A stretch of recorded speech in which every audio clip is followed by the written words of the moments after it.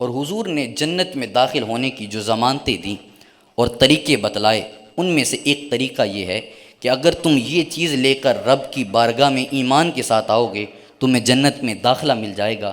وہ کیا چیز ہے کہ جب زکوٰۃ ادا کرو تو بطیب خاطر زکوٰۃ ادا کرو، خوش دلی کے ساتھ اپنی زکوٰۃ کو ادا کرو، تو پھر یہ تمہاری جنت کی ضمانت بن جائے گا۔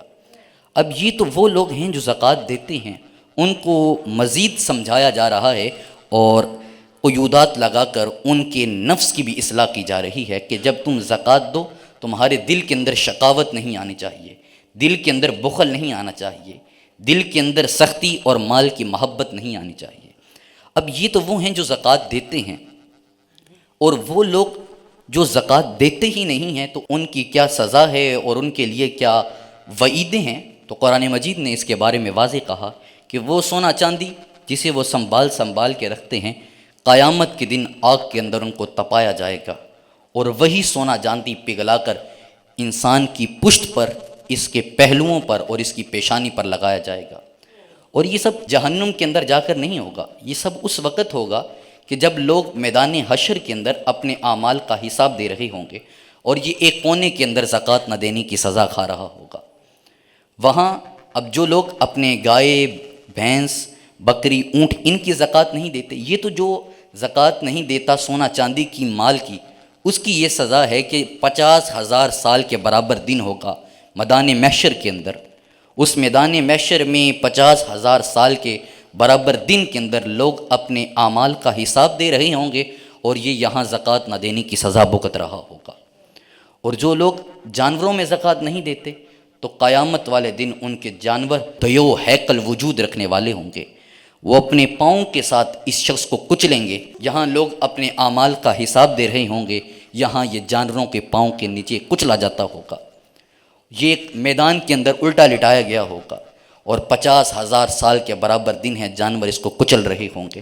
یہ نہیں ہے کہ ایک دفعہ گزر گئے تو معاملہ ختم ہو گیا، نہیں، مفتی احمد یار خان نعیمی علیہ رحمہ فرماتے ہیں یہ گول دائرے کے اندر ہوں گے، آخری جانور کا پاؤں اٹھے گا تو پہلے جانور کا دوبارہ پاؤں اس کے اوپر آ جائے گا، یہ مرے گا نہیں، کچل کر تڑپتا رہے گا، مگر اس کو موت واقعہ نہیں ہوگی، اور یہ بھی 50,000 سال کے برابر دن کے اندر ہوتا رہے گا۔ لیکن جب آپ اپنے مال کی زکوٰۃ ادا کر دیں گے تو آپ مال کے شر سے محفوظ ہو جائیں گے۔ اذا ادیت زکاۃ مالک فقد اذهبت عنک شرہ، جب تو اپنے مال کی زکوٰۃ ادا کر دیتا ہے تو اس کے شر سے محفوظ ہو جاتا ہے۔ اور صرف زکوٰۃ ادا کرنے سے آپ ہی محفوظ نہیں ہوتے بلکہ آپ کا مال بھی محفوظ ہو جاتا ہے۔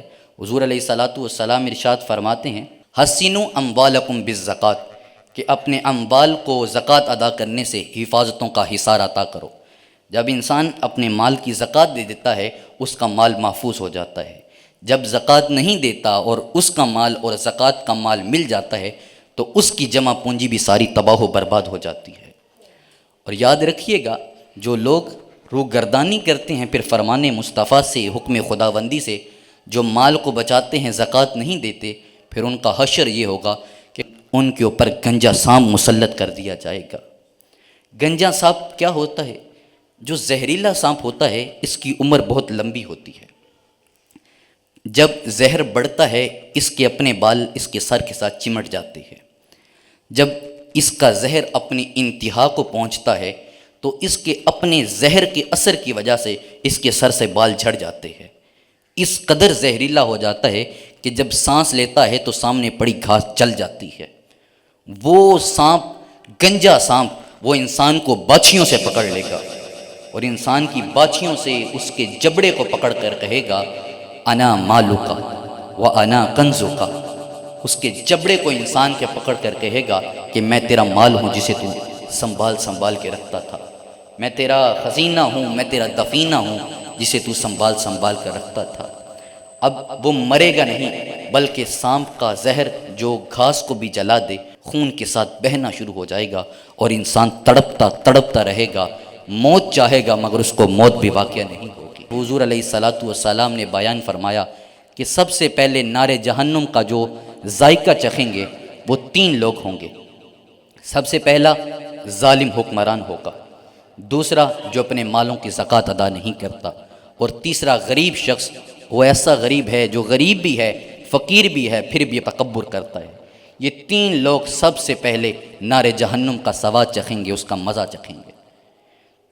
آج وقت ہے، اپنے اعمال کو ضائع نہ کیجیے۔ ماہ رمضان آپ نے محنتیں کی ہیں، یاد رکھیے حضرت عبداللہ فرماتے ہیں کہ ہمیں نماز پڑھنے کا حکم دیا، زکوٰۃ ادا کرنے کا حکم دیا، بس جس نے اپنے مال کی زکوٰۃ ادا نہیں کی اس کی نماز بھی کوئی نہیں ہے۔ ماہ رمضان کی ان محنتوں کو اگر آپ زکوٰۃ کی وجہ سے ضائع کر دیتے ہیں تو پھر آپ بہت بڑے خسارے کے اندر ہیں۔ سارے سال کے اندر آپ صاحب نصاب ہیں۔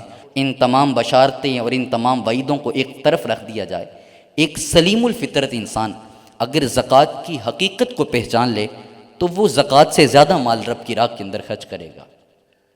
زکوٰۃ کی حقیقت کیا ہے؟ زکوٰۃ ہے کیا؟ حضور داتا صاحب علیہ رحمہ آپ زکوٰۃ کی حقیقت لکھتے ہیں۔ آپ فرماتے ہیں وہ حقیقت زکوٰۃ گزاردن شکر نعمت بود۔ آپ فرماتے ہیں زکوٰۃ کی حقیقت یہ ہے کہ منعم کے انعامات اور محسن کے احسانات کا شکریہ ادا کیا جائے۔ انسان نے کسی کا شکریہ ادا کرنا ہو تو اس میں سب سے بہترین طریقہ یہ ہے کہ محسن خود بتلا دے کہ تم اس طرح میرے احسان کا بدلہ چکا دو۔ منعم خود بتا دے میں نے تجھ پہ جو انعام کیا ہے تو مجھے اس طرح اس کا بدلہ چکا دے، تو یہ سب سے آسان طریقہ ہوتا ہے کسی کے احسان کو ادا کرنے کا، ورنہ انسان ساری زندگی احسانات کے بوجھ کے تلے دبا رہ جاتا ہے۔ اب خدا نے جو آپ کو اعضاء کے اندر قوت عطا کی ہے، آپ کے اعضاء کو سالم رکھا ہے، اس کا حق یہ ہے کہ اس کی بارگاہ کے اندر سر و سجود ہو جائے۔ اور جو تمہیں مال دیا ہے اس مال کا حق یہ ہے کہ 1 سال گزرنے کے بعد تم 2.5% اپنے مال سے زکوٰۃ ادا کرو۔